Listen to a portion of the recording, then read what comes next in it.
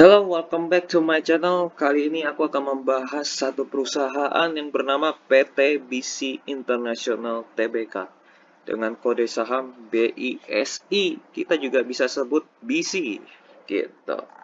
Oke, ini websitenya ya, bc.co.id. Jadi websitenya investorable banget ya, karena ada laporan keuangan, ada laporan dividen dan lain-lainnya yang ditujukan untuk investor. Jadi bukan ditunjukkan untuk customer. Nah, ini eh, halaman mereka lah ya. Paling ini kalian bisa lihat sendiri ya di websitenya untuk lebih detailnya. Karena aku tidak akan bahas lebih detail soal profilnya mereka. Aku akan lebih fokus ke dari sisi keuangan dan sahamnya mereka gitu. Mungkin kita yang lihat struktur kepemilikan nggak begitu kelihatan lah ya. Nanti kita lihat di ininya aja website dari bursa efeknya. Struktur grup. Nah, ini struktur grupnya kelihatan ya. Dikuasai oleh keluarga Giaravanon. Nanti kalian cari di Google keluarga Giaravanon itu siapa. Nah, dia mengendalikan Grid Emerald. Grid Emerald mengendalikan PT Agrindo Pratama. PT Agrindo Pratama mengendalikan PT BC International. Nah, nanti kalian cari tahu nih keluarga Giaravanon siapa gitu kan. Oke, kita langsung fokus ke hal lainnya. Manajemen. Nah, ini deretan komisaris dan direksi ya. Ada komisaris utamanya Pak Ju Thomas Effendi. Direktur utamanya Pak Agus Saputra Wijaya. Nanti kalian tinggal cari tahu ya ini siapa. Kalian tinggal ketik nama mereka di Google. Nanti kalian bisa mengetahui bahwa mereka punya rekam jejak yang baik atau yang buruk gitu.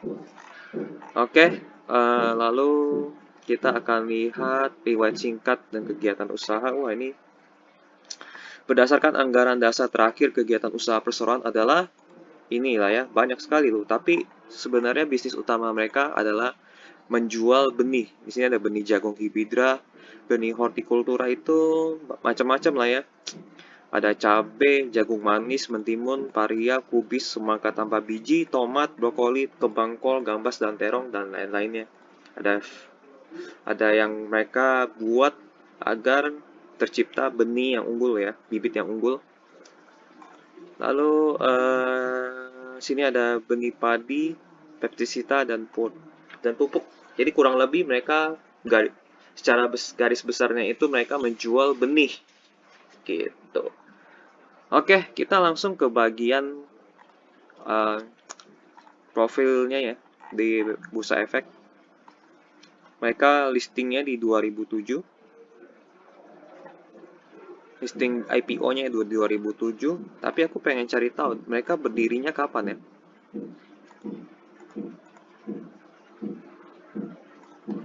Ini berdirinya 1983. Berarti sudah lama ya, sudah melewati berbagai krisis yang telah terjadi, terutama krisis 98 mereka lewat, 2008 mereka juga lewat. Oke, berarti ini perusahaan yang kuat. IPO di 2007. Nah, ini direksinya, ini komisarisnya, komite audit. Nah, ini pemegang saham baru kelihatan lebih jelas di sini. Masyarakat itu ada sekitar 45%. Nah, berarti nggak bisa narik dana dari right issue lagi karena sudah mepet. Dikendalikan oleh PT Agrindo Pratama. Sisanya dipegang Fir Investment Holding, Vale Investment Holding, dan Vista Investment Holding.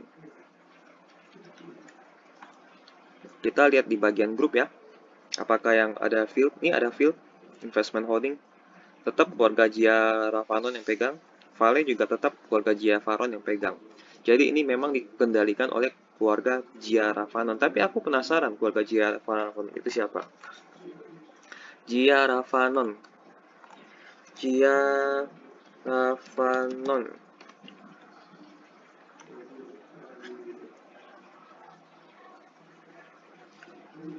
Oh, nah di sini terlihat ya keluarga Giaravanon. Konglomerat asal Thailand, keluarga Giaravanon resmi jadi pengendali baru perusahaan pakan budidaya perikanan dan makanan olahan CPRO. Ini berita kapan nih? Berita 2021. Wah, ini CPRO kalau dikendalikan oleh Gia Ravanon mungkin lebih baik kali ya. Jadi mereka dari Thailand ya keluarganya ya.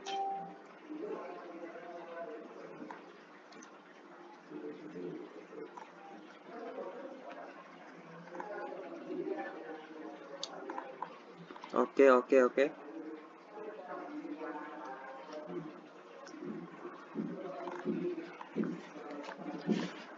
Ini berita tentang CPRO sih. Jadi kita lihat yang lain nih. Nah, ini profil Gia Ravanon. Keluarga terkaya dari negeri Gajah Putih. Gugatan perusahaan Gia Ravanon tidak masuk akal. Rombak posisi usaha grup Chiron. Chiron Topang yang masuknya ya.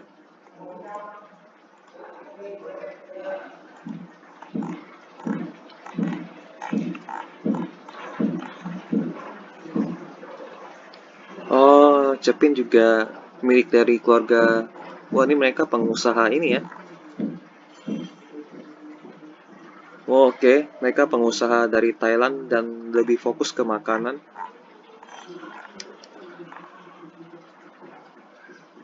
Oke, oke, oke. Jadi kalian sudah tahu lah ya.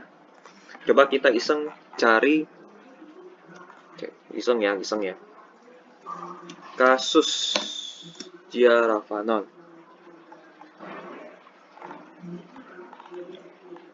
Nggak ada sih ya. Jadi nggak ada hal yang aneh-aneh. Skandal,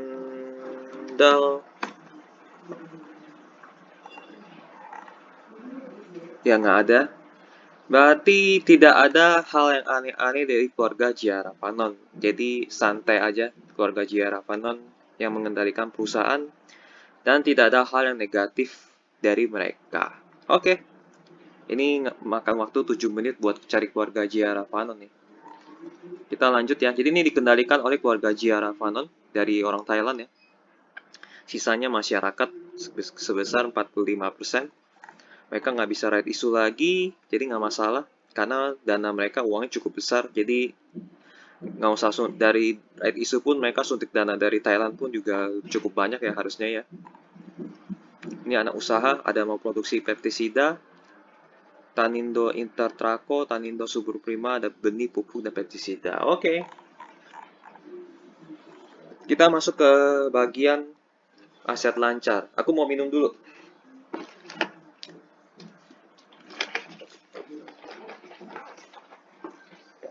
Oke, disajikan dalam jutaan rupiah. Wah, ini uangnya banyak nih.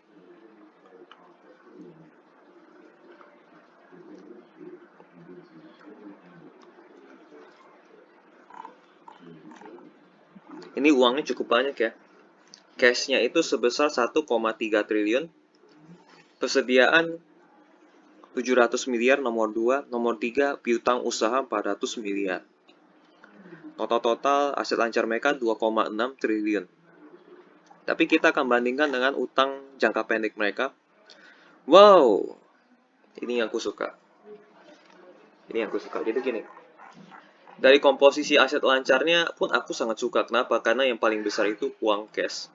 Jadi dari harta yang paling aku suka, harta yang paling besar harus harta cash. Kenapa harta cash harus paling bagus? Harus paling banyak.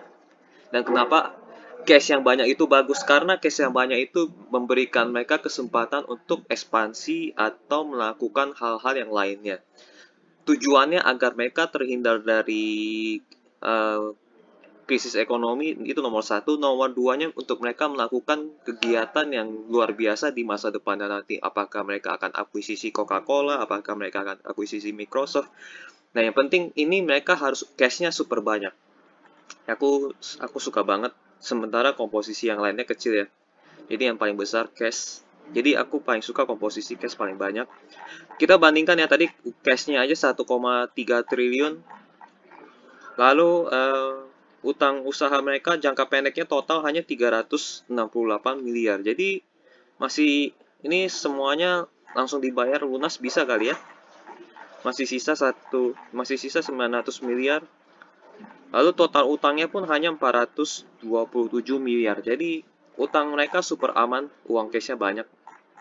Jadi ini Dari sisi uang, resiko mereka sangat kecil sekali ya. Aman lah, ini super aman dari sisi utang. Oke, lanjut ke bagian eh, pen- apa sih laporan laba rugi ya. Penjualan mereka meningkat lumayan banyak ya, di atas 20%. Dari tahun lalu 434 miliar, di tahun ini menjadi 618 miliar. Dan yang menarik yang keduanya yaitu margin laba kotor mereka cukup tinggi ya. Bukan cukup tinggi, lumayan tinggi. Hampir 50%, mungkin sekitar 40%-an ya. Di tahun lalu juga sama, sekitar 40%-an. Ini sekitar 40%-an, 40% lebih lah ya. Jadi dari 600 miliar yang masuk, terpotong 329 miliar, sisa 289 miliar. Ini bisnis yang sangat sangat sangat bagus. Jadi salah satu dari prinsipnya Warren Buffett pun menyukai margin laba kotor yang tinggi. Kenapa? Karena nanti mereka bisa melakukan banyak hal ketika margin laba kotor mereka tinggi. Gitu. Jadi sisanya laba periode berjalan atau laba bersih mereka cukup tinggi ya di tahun ini, 154 miliar, naik hampir 2 kali lipat dari tahun lalu yang sebesar 79 miliar. Wah, ini bagus banget nih. Ini beban penjualan sifatnya fix kali ya. Beban umum administrasi fix, bahkan turun nih beban umum administrasi. Ini fix, jadi kalau misalnya omsetnya tinggi sekali, misalnya 1 triliun, wah ini sisanya banyak banget di laba bersih nantinya. Wah, ini di kuartal 1 laporan laba rugi mereka sangat menarik. Tadi dari sisi utang mereka menarik, utangnya kecil, resikonya sangat kecil. Dari sisi laba bersih mereka juga naiknya hampir 2 kali lipat, bagus banget. Lalu dari sisi omset juga bagus, naiknya banyak banget, bagus. Kita masuk ke arus kas pun pasti otomatis positif lah ya, karena margin laba kotor mereka tinggi. Tahun lalu positif 181, tahun ini positif 212. Oke, pendanaan tidak ada pembayaran utang, tidak ada minjem utang. Investasi paling hanya perolehan aset tetap aja, jadi arus kasnya pun sangat positif. Jadi overall kesimpulan laporan keuangan kuartal 1 mereka sangat positif dan sangat baik. Oke, kita langsung masuk ke bagian highlight tahunan mereka ya. Nah, ini highlight tahunan mereka, arus kas mereka ada 2 minus. Mungkin ini untuk kekuatan, bukan, untuk mungkin ekspansi atau apa, aku nggak cari tahu lebih detail ya. Nanti kalian bisa cek sendiri di laporan keuangannya, di websitenya ada, di halaman laporan keuangan ya.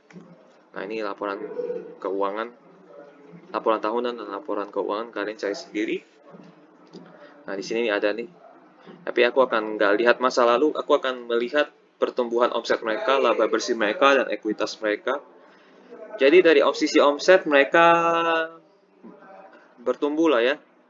Bertumbuhnya dari 2010 sampai 2017. Terus sampai mentok di 2017 mereka seakan-akan mentok, alias tidak berkembang. Ini yang menjadi tanda tanya. Jangan-jangan market mereka sudah mentok di 2017. Jadi mereka sudah, maksudnya permintaan di pasar udah terpenuhi semua lah ya. 2018 dan 2019 kan tidak ada corona, tidak ada pandemi, tapi mereka omsetnya turun. Dan permintaannya kemungkinan mentoknya sampai di sini. Ya kan? Nah, jadi dari sini kan permintaan masih bertumbuh. 2017 mereka mulai mentok, sampai 19 mentok. 3 tahun mentok mereka. Tidak ada permintaan tambahan, kecuali ada pertanian baru. Kalau misalnya pertanian di Indonesia memang jumlahnya makin sedikit, nah ini nanti omset juga makin sedikit. Jadi mereka omsetnya bisa bertambah jika ada petani baru yang hadir. Atau petani lama cuma lahannya diperluas lagi. Baru mereka beli bibit lagi. Jadi ini tergantung dari para petani. Makin sedikit atau makin banyak. Dan anak-anak muda sekarang nggak mau jadi petani karena uangnya dikit. Mungkin kali ya, mungkin berpikirnya seperti itu.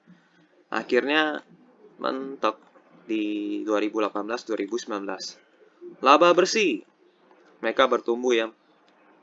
Sampai di sini ya, bertumbuhnya seperti 2017, 18-19 turun. Ekuitas, mereka menanjak dari 2017 sampai 2018-19 naiknya dikit. Lalu masuk 2020 menghadapi pandemi akhirnya drop. Ekuitas namanya sedikit lagi. 2021 mulai bangkit ya. Ekuitas bertambah sedikit. Namun di kuartal 1 bertumbuh ya. Bertumbuhnya lumayan banyak. Ini 3 kali 4, misalnya kita mau kali 4 ya. B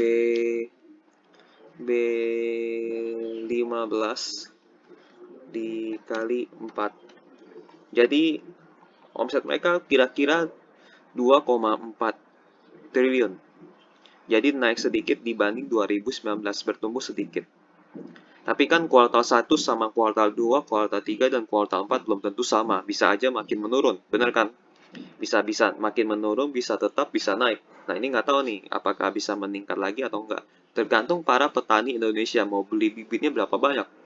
Kalau jumlah petani yang berkurang, berarti bisnis dari BC ini bisa berkurang juga, masalahnya di situ kan.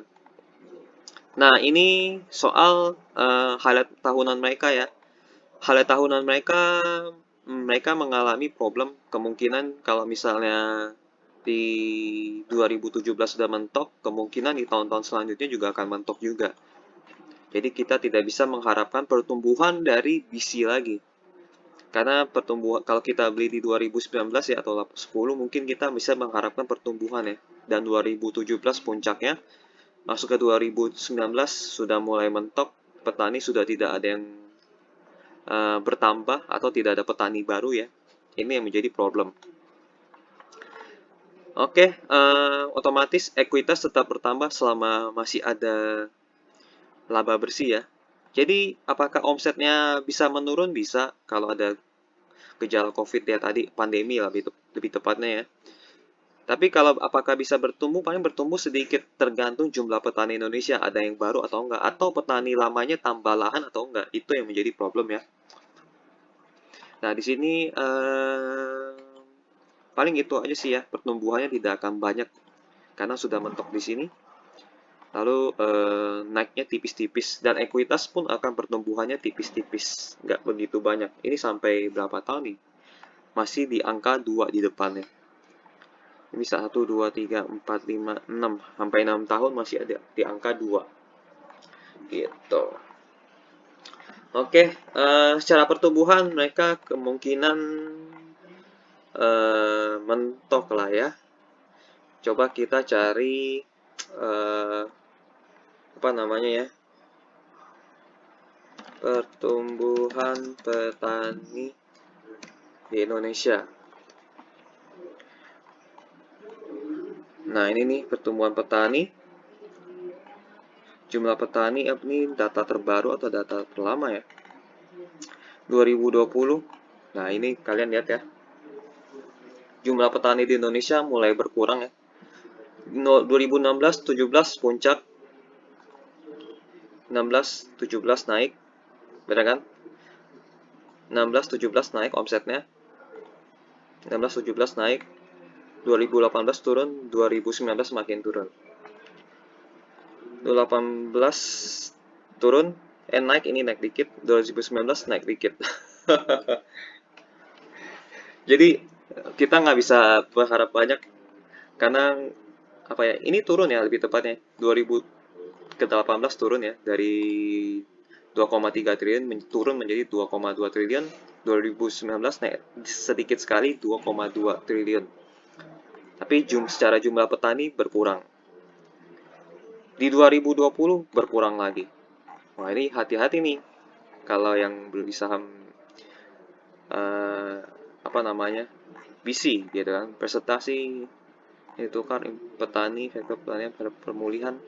Jadi intinya kita data terbaru yang 2021, 2020 lah ya,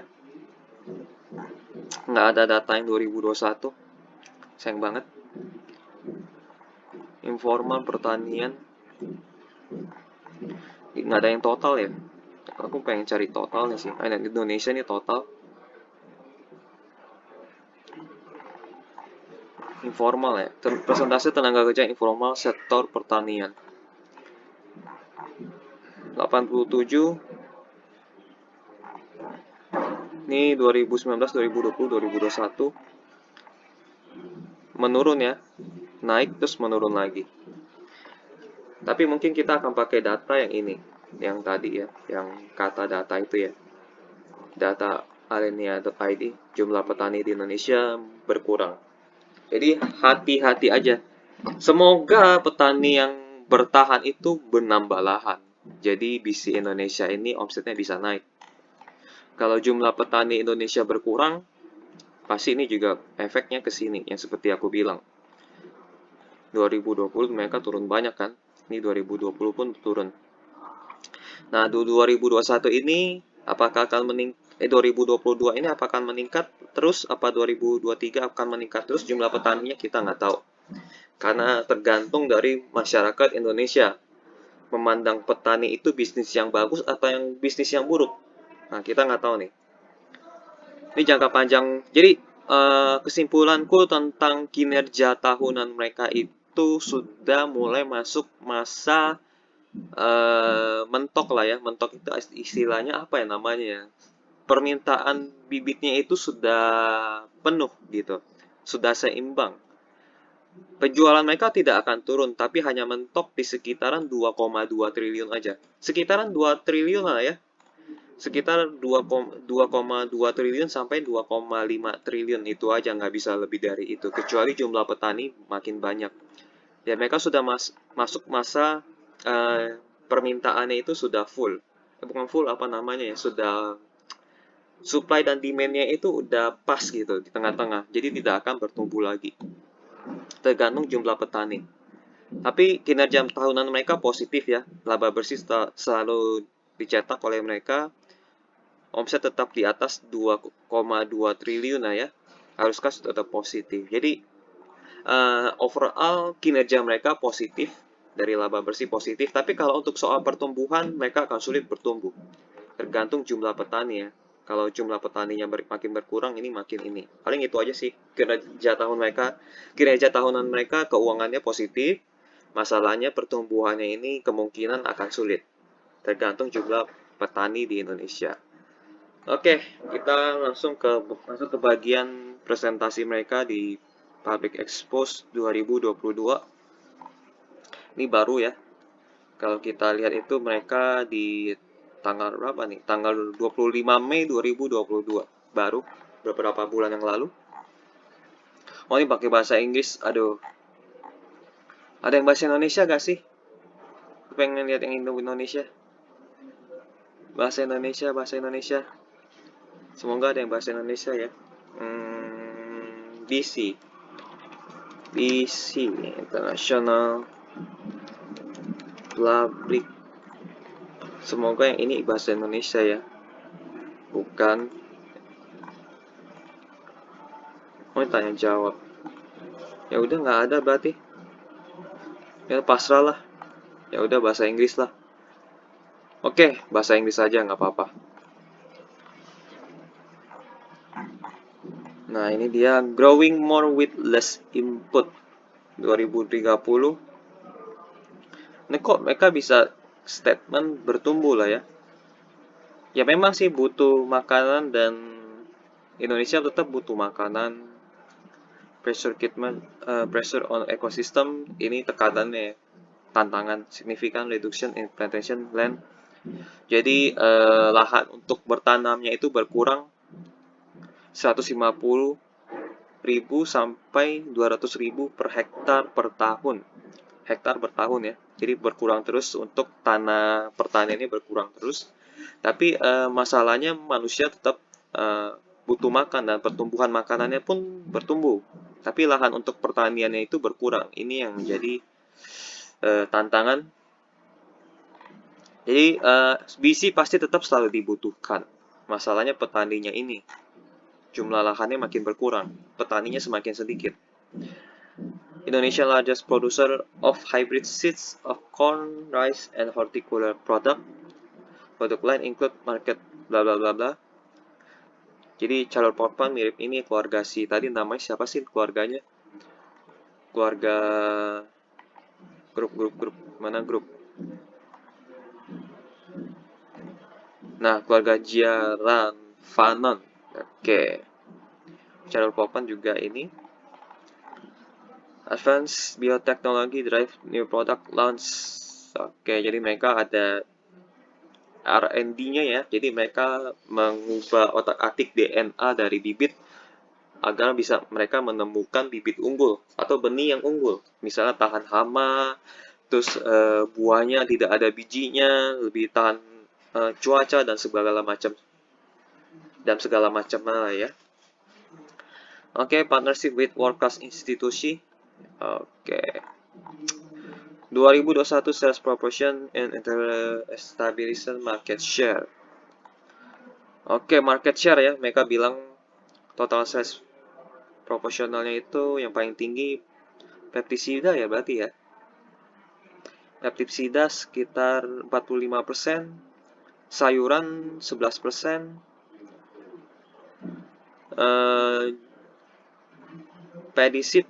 Pedisit itu apa ya? 0%. Jagung itu sekitar 42%, yang lain-lainnya 9%. Jadi nomor 1 pestisida, nomor 2 jagung 40%, hampir sama. Sayuran 11%, yang lain-lainnya 9%. Market share-nya itu BC 48%, nomor paling tinggi lah ya. Ini market share di Indonesia apa di global? Aku nggak tahu nih. Ini di Indonesia itu 48% ya. BC ini. Corteva 14%, Bayer 0%, Syngenta 17%, Others 6%, AMP 11%. Vegetable seed 28%, tetap East West 33%, jadi BC-nya itu nomor 2 lah ya. East West nomor 1. Agrochemical BC kecil, kalah sama dengan agrochemical yang sebesar 30% ya. Ini gambaran umum ya. Jadi pemenangnya ya kalau dari sisi BC itu paling jago di bidang benih jagung lah ya. Oke, kita lihat di tantangan 2021, harusnya udah lewat, kita lewatin aja ya. Tapi kita lihat pandemi. Oke, increase the price of pesticida.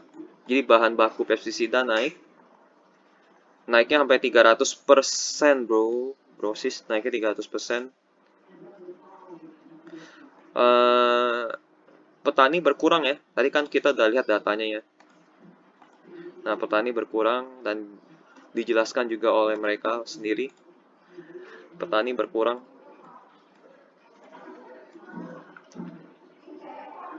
Oke. Positive view, normal rain, normal planting, exchange rate, USD ke IDR ya.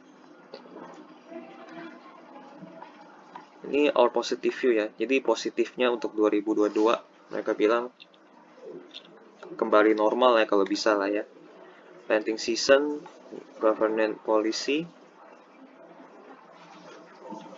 price and strict import. Jadi pengetatan import ya. Pengetatan import berpengaruh positif bagi BC. Untuk bagi petani di Indonesia lebih tepatnya. New product, jadi mereka meluncurkan produk-produk baru yang lebih tahan virus bagi cabai, tomat, dan melon. Pesticida for food crops. Oke. Ya, jadi ada 4. Jadi mereka berharap USD IDR ini bisa stabil ya. Dan harga bahan bakunya itu bisa lebih rendah dan kembali ke harga sebelumnya. Lalu pengetatan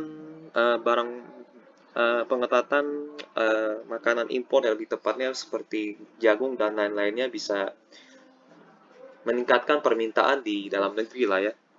Ini mereka positive view-nya di tahun 2022. Jadi mereka masih berharap lah ya. Tapi kenyataannya nanti kalian lihat sendiri di beritanya bagaimana, apakah makanan impor dilarang atau bagaimana, dan bagaimana kinerja USD IDR dan bahan baku bagaimana. Paling yang mereka harapkan ya dari produk baru yang bisa mereka berharap penjualan mereka meningkat begitu kan. Tapi kalau misalnya bertani berkurang ya itu juga problem juga sebenarnya. Execution focus and margin improvement. Oke. Grow in free market corn seed and agrochemical sales. Higher free market sales of corn seed improved margin. Jadi harga jagung lagi naik ya, harga jagung lagi naik makanya kuartal 1 mereka positif banyak. Nah, kita lihat di nomor 23. Ini kenaikan omset mereka berasal dari mana? Jadi kita lihat nomor 23.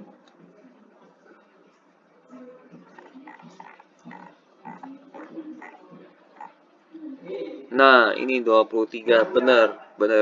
Benih jagung.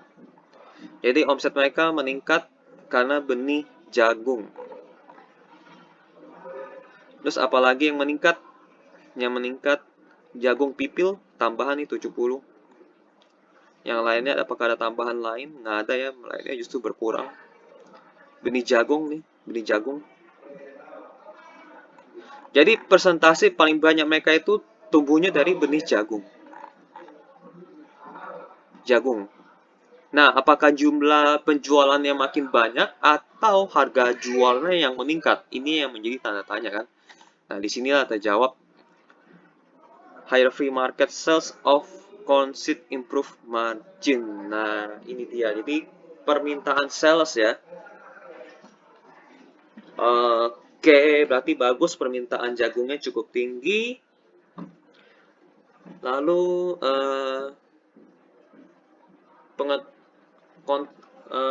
pengetatan biaya ya dan operasional meningkat, jadi biayanya sudah mulai diketat secara kontrol.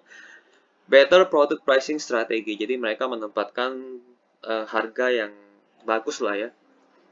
Jadi ada berita bagus, cuman ada satu ini doang. Pertumbuhan ini ada dua lebih tepatnya, pertumbuhan di in free market of corn seed and agrochemical sales. Ada peningkatan sales ya, penjualan. Higher free market sales of corn seed improved margin. Jadi penjualan jagung meningkat dan terbukti di laporan keuangannya di jagungnya meningkat ya. Meningkatnya lumayan banyak. Oke, kita lanjut ke berita selanjutnya di bagian lain. Continue to invest new distribution channel. Accelerated product spreading for new and slow-moving SKU and collect live market data. Capex, oke, deliver high margin than other trade channels. Oke, mereka memberikan margin yang cukup tinggi lah ya. Oke. Oke, jadi mereka bangun distribusi channel yang baru ya. Ya. Oke, fokus on corn partnership with farmer. Jadi mereka mulai fokus ke jagung nih kayaknya nih ya. Terlihat dari kuartal 1 mereka, karena jagung itu dibutuhkan lumayan banyak loh untuk pakan ternak seperti contohnya ayam. Lalu dibutuhkan untuk makanan pengganti lah ya, selain gandum, selain dasi dan lain-lain. Partnership background, membantu petani untuk mendapatkan harga jual ya yang lebih baik lewat memotong supply chain. Nah, ini bagus nih, memotong supply chain, membantu petani untuk mendapatkan produksi dan kualitas yang lebih baik ya dengan menyediakan tenaga ahli. Petani lebih mudah untuk mengakses produknya BC yang berkualitas tinggi dari bibit dan pestisida. Ensuring CPI feed mill can get a supply corn as needed. Jadi mereka lebih mudah mendapatkan bibit lah ya, in terms quantity and quality. Oke. Jadi mereka memotong penebas, memotong pengepul, memotong grain warehouse, memotong big trader. Maksudnya begitu kali ya?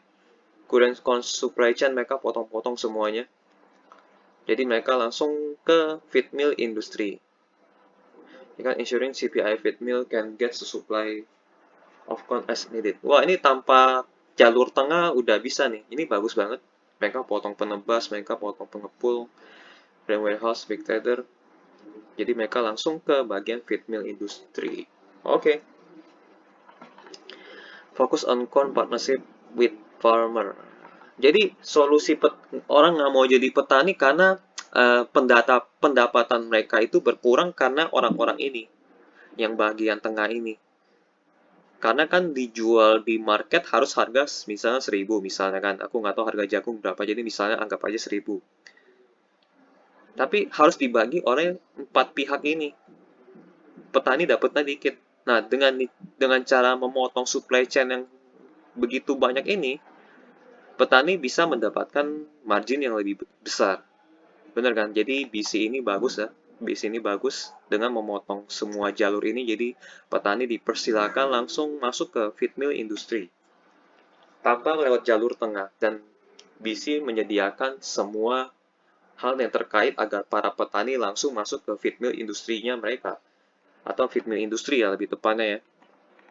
Jadi bagus banget, jadi nggak usah diambil lagi ini, diambil lagi ini, diambil lagi ini, diambil lagi ini, bagus banget ya dari BC.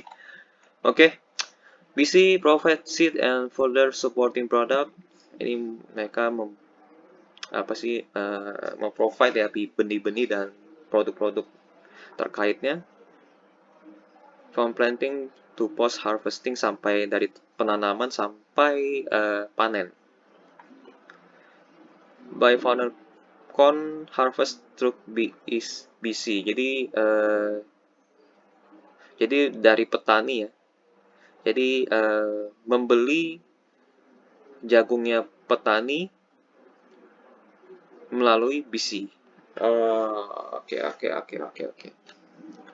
Farmer coordinator who manage and ensure the supply seed and other supporting product including payment to partner farmer. Manage selling machine provide BC. Oke, ini muter ya. Bibitnya dari petani, nanti dari jagungnya ke BC dan lain-lain. Oke. Check location validating geotagging. Oke, good control, good reporting system by using FAMS apps. Jadi langsung ke petani, ada apps-nya juga nih. FAMS apps. Multi-year growth opportunity for BC. Seed sales. Long-term brew. Meat. Continue release new innovation hybrid seed for corn, rice, and horticulture. Ya, ini paling tinggi mereka corn ya. Jadi pertumbuhan selalu ada. Jadi orang makannya itu makin banyak karena produk makanan itu makin banyak. Apalagi corn itu dibutuhkan untuk peternak ayam juga. Increase domestic market by share increasing product sample corn and rice. Partnership program is about 100.000 hektar dan target next year will be growing 50 hektar per year. Wow. Jadi mereka mencoba lah ya, ada pertumbuhan lahan 50.000 hektar per tahun. Better product means delivery high growth and net margin over the long term product. Oke, nice. Jadi dari presentasi mereka, kita lebih ke ini.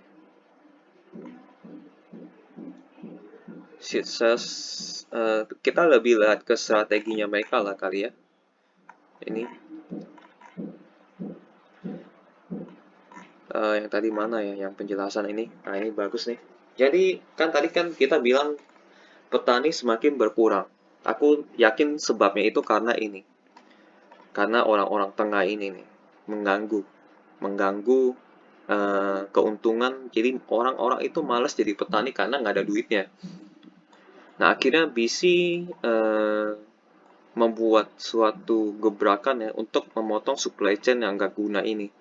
Membantu para petani untuk agar jagungnya bisa ke feed mill industri secara langsung. Nah, ini bagus banget dari strateginya CBC, dan ternyata strateginya BC berhasil yang mengakibatkan pertumbuhan di benih jagungnya terutama naik, benih sayuran dan buah-buahan naik sedikit, benih padi turun,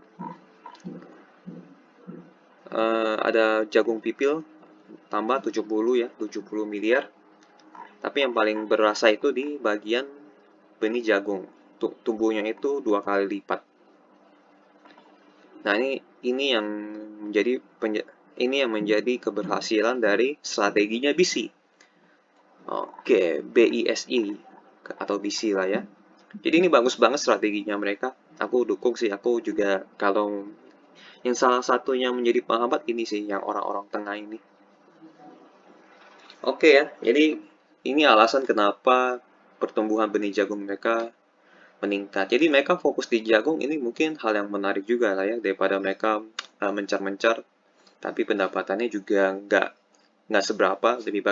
Lebih baik mereka fokus memang di jagung, karena jagung itu dibutuhkan oleh dua, yaitu manusia dan ayam gitu. Oke, kita langsung ke tanya jawab. Aduh, ini kita tanya jawabnya di sini ya, mulai pertanyaannya. Gue minum dulu. Berapa kapasitas produksi dan utilisasi pabrik untuk produk benih jagung, sayur buah, pestisida, dan pupuk? Apakah ada rencana penambahan kapasitas produksi 3 tahun mendatang dan berapa biayanya? Nah, ini jawabannya nih. Ini pertanyaannya biasa aja sih sebenarnya, cuma kita lihat aja jawaban mereka. Utilisasi pabrik benih jagung dan benih hortikultura adalah 70% dan 80%.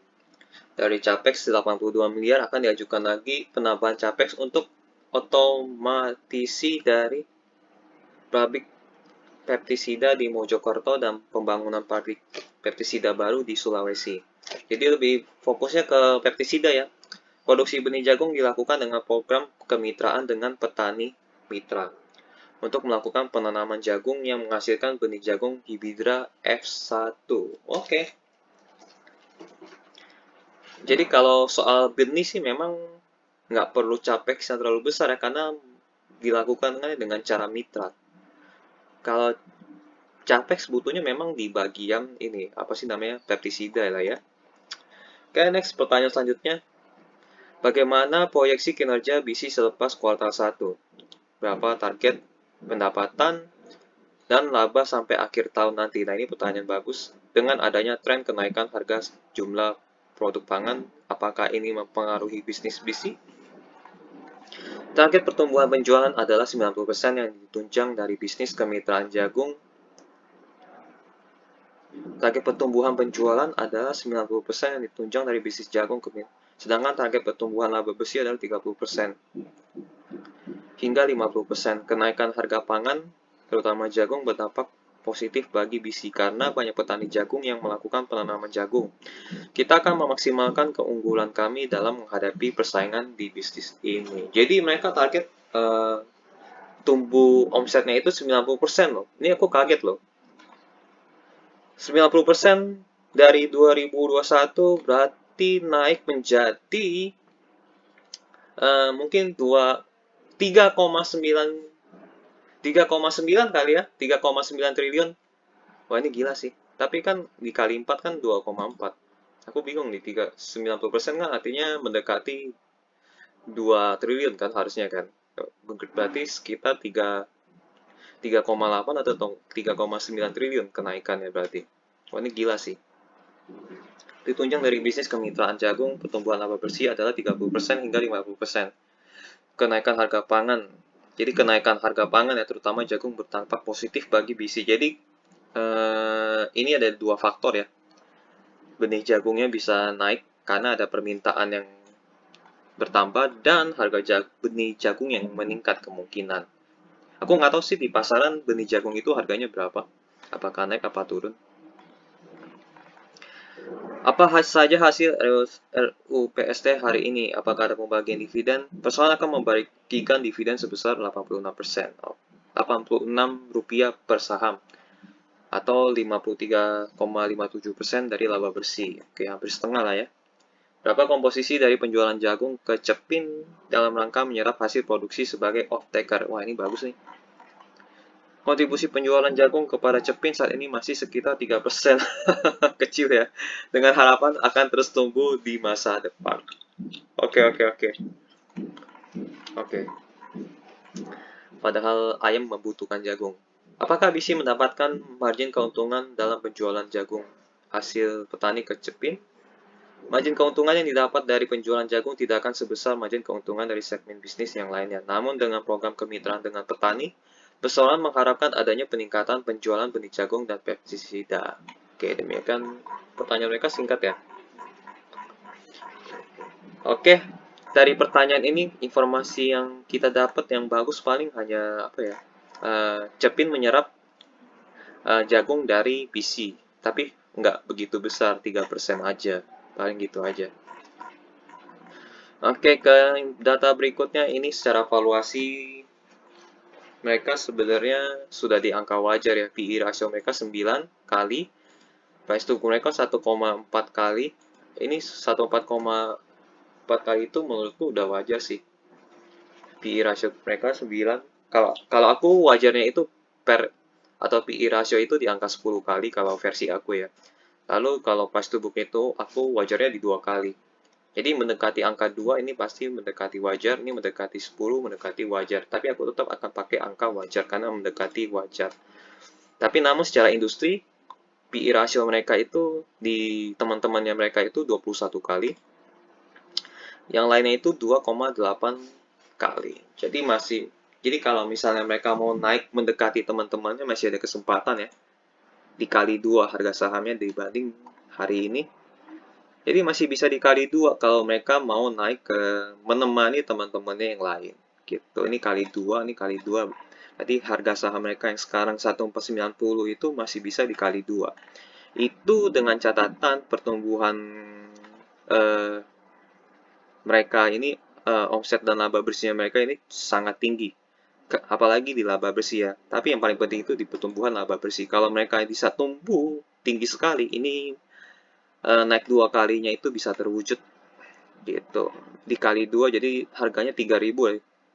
Harga 3.000 itu bisa terwujud.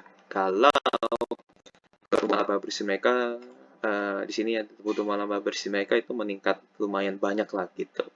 Tapi ini sudah melebihi tahun 2021 ya. Nah, kalau bisa melebihi tahun 2018, ini lebih bagus lagi nih. Kalau misalnya laba bersih mereka di tahun ini bisa melebihi 2018, ini bagus banget. Jadi bisa aja ke 3.000 kan gitu. Gitu. Oke, secara valuasi aku tetap pakai angka wajar ya. Aku anggap wajar. Meskipun secara industri mereka itu masih di bawah industri. Gitu. Tapi ini balik lagi semua tergantung kemampuan mereka mencetak laba bersih. Gitu. Oke, untuk saat ini mereka wajar. Jadi kalau naik paling dikit. Kalau turun masih bisa banyak, tapi kalau naik dikit gitu. Ini dividen yield mereka ya. Jadi mereka rajin banget bagi dividen, nggak pernah absen. Karena uang cash mereka juga banyak.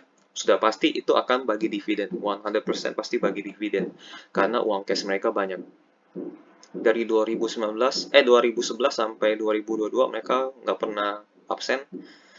13, 14, 15, 16, 17, 18, 19, 20, 21, 22. Ya benar, nggak pernah absen. Dan rata-rata yieldnya mereka itu bervariasi lah ya. Ada yang di bawah deposito, ada yang di atas deposito. Di atas deposito itu dimulai dari tahun 2017. 5%, 5%, 6%. Di tahun pandemi mereka mulai turun.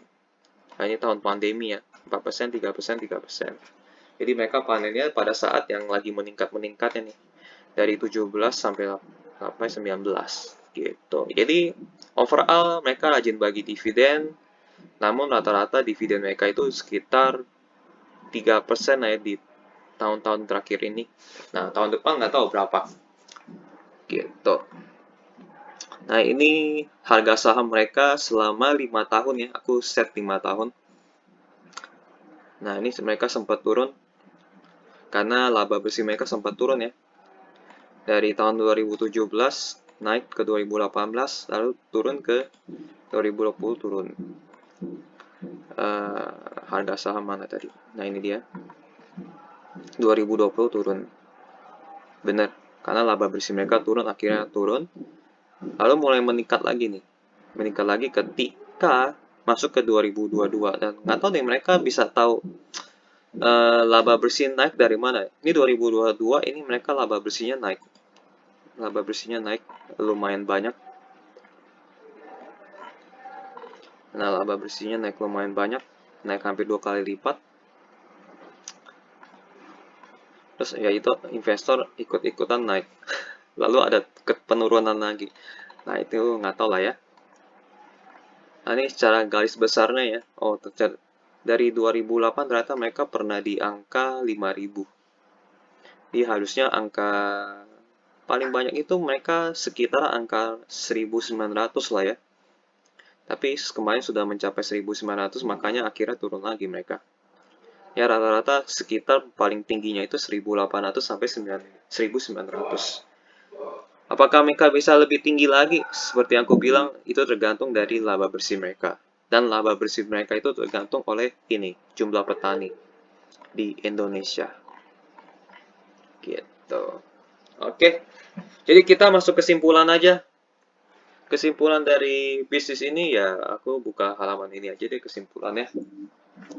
Jadi apakah layak diinvestasikan untuk jangka pendek dan jangka panjang? Kalau untuk jangka pendek, karena harganya sudah divaluasi wajar, mana nih valuasi? Nah, valuasi wajar ya kita nggak bisa berharap banyak sih. Jadi aku memang menghindari yang peningkatannya itu sedikit. Kalau mau meningkat dikit ya aku juga mungkin akan pilih saham yang lain kalau cuma naik 10%, 20%. Tapi ada beberapa trader yang naik 10% aja seneng. Kalau aku sih nggak begitu seneng kalau 10%. Aku lebih suka kalau misalnya gain itu bisa di atas 20%. Bahkan kalau nyentuh 50% pun aku seneng banget. Jadi aku harus menyentuh kalau bisa di atas 20% keuntungan. Kalau cuma 10% naiknya aku kurang begitu suka gitu. Kalau untuk jangka pendek, aku pikir enggak lah ya, karena valuasinya ini sudah masuk ke wajar. Apakah bisa bertumbuh untuk 1 tahun ini? Tentu saja sudah bisa bertumbuh, tapi kan di laba ini kan di kuartal 1 udah tercermin lah, sudah pasti kan ya. Dan ini valuasi 1 tahun nih. Valuasi ini valuasi 1 tahun, bukan valuasi 1 kuartal. Jadi ini dihitung berdasarkan 1 tahun. Jadi ini sudah dihitung sampai Desember gitu. Jadi karena sudah dihitung sampai Desember, yang ini nih, ini dikali 4 aja. Jadi dengan C15 ya, C15 kali 4. Jadi dengan laba bersih 617 miliar ini ya valuasinya itu yang ini. Yang price to book nya 1,49. Jadi sudah wajar gitu kan. Semua tergantung dari kuartal satunya. Jadi aku tidak akan masuk untuk jangka pendek. Kalau untuk jangka panjang aku juga tidak akan masuk. Kenapa? Karena ini jumlah petani menurun. Tapi masalahnya kan katanya ini akan bantu kan. Bantu petani agar mau menanam jagung lebih banyak. Jadi mereka tebas ini nih. Potong semua supply chain yang negatif ini nih. Nah, akhirnya para petani mau menanam jagung. Dan terbukti pertumbuhan jagung meningkat. Tadi nomor berapa ya? Tadi nomor 23. Nah, 23 terbukti ya, jagung meningkat. Benih jagung meningkat. Tapi aku nggak mau sekarang. Aku lihat tunggu data selanjutnya petaninya bertumbuh apa enggak gitu kan. Lewat apa sih namanya strateginya mereka eh, mengajak petani sebagai partner langsung gitu kan. Jadi efeknya dari BC langsung ke petani, dari petani langsung ke BC. Nah, ini yang menjadi, ini ada secara kontrak nih, kontrak grower. Jadi apakah berhasil meningkatkan jumlah petani atau tidak ke depannya. Kalau misalnya petani makin tinggi, ya mungkin bagus untuk masa depannya. Paling aku akan masuk ketika di 2023 mereka meningkat juga. Jadi bukan masuk di tahun ini, karena valuasi di tahun ini sudah diwajar ya, gitu. Karena masih ada banyak saham yang masih under value. Daripada aku pilih yang wajar, lebih baik aku pilih yang under value, contohnya auto gitu kan. Nah, aku beli itu auto kan gitu. PVB-nya di bawah, sekarang sekitaran 0,5 atau 0,4 kalau gitu nggak salah. Ini kan 1,49. Jadi ada barang sewajarnya, atau ada barang murah aku pilih murah gitu. Untuk BC mungkin aku tidak masuk di tahun ini. Jadi investasi jangka pendek pun udah aku nggak tertarik. Ini kinerja mereka bagus ya, ya positif ya, positif. Tapi kalau menurut pandanganku pribadi, jangka pendek mereka sudah di harga wajar, jadi kalau naik cuma dikit. Jangka panjang itu mereka terbentur oleh jumlah petani yang makin sedikit. Namun semoga program mereka untuk mengajak petani Indonesia menjadi partner dan memotong supply chain yang nggak jelas ini, yang di tengah-tengah ini, semoga membuahkan hasil di tahun 2023. Kalau misalnya di 2023 ini 2023 ini mereka berhasil memotong supply chain dan strategi mereka jalan, dan di kuartal 1 mereka mencetak peningkatan yang luar biasa, ya kita boleh mulai masuk begitu dan menghasilkan laba bersih yang lebih tinggi dibanding 2017 dan 2018.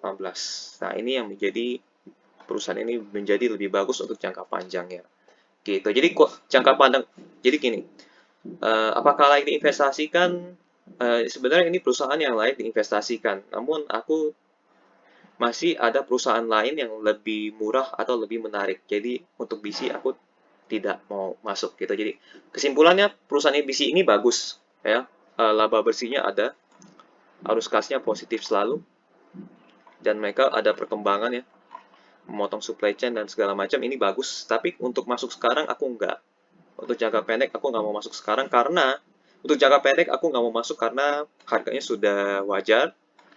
Nomor dua, untuk jangka panjang aku nggak masuk karena jumlah petani makin sedikit. Gitu. Apakah program mereka yang ini, dua ini, bisa meningkatkan jumlah petani atau tidak? Gitu. Ini alasan aku nggak mau invest jangka pendek maupun invest jangka panjang. Gitu untuk pendapatku pribadi gitu kan. Tapi overall saham ini bagus. Saham ini bagus banget karena ekuitasnya selalu bertumbuh, tapi ya tumbuhannya kecil lah ya. Ini saham yang bagus banget, cuman aku nggak mau masuk untuk jangka pendek dan jangka panjang. Jangka pendeknya karena aku nggak mau masuk karena ininya valuasinya sudah wajar. Lalu valuasinya wajar, bisa masuk nggak boleh? Nggak boleh sebenarnya. Cuman aku kan ada pilihan yang lain yang lebih murah seperti auto tadi kan. Tapi itu jangka pendek aku nggak mau masuk karena wajar. Ada saham lain yang lebih murah seperti auto tadi. Lalu jangka panjangnya aku nggak mau masuk karena ini jumlah petaninya makin sedikit. Itu aja sih. Oke, penjelasan soal BC sekian aja ya. Kalau misalnya ada yang informasi yang kurang atau salah, kalian boleh tulis di kolom komentar. Jadi nggak usah takut, apa aja komentar aku terima gitu kan. Lalu kalau misalnya kalian mau saham lain untuk dianalisa, kalian juga boleh tulis di kolom komentar. Oke, sekian analisa tentang saham BC atau BISI atau BC International. Sampai jumpa di video berikutnya. Bye-bye.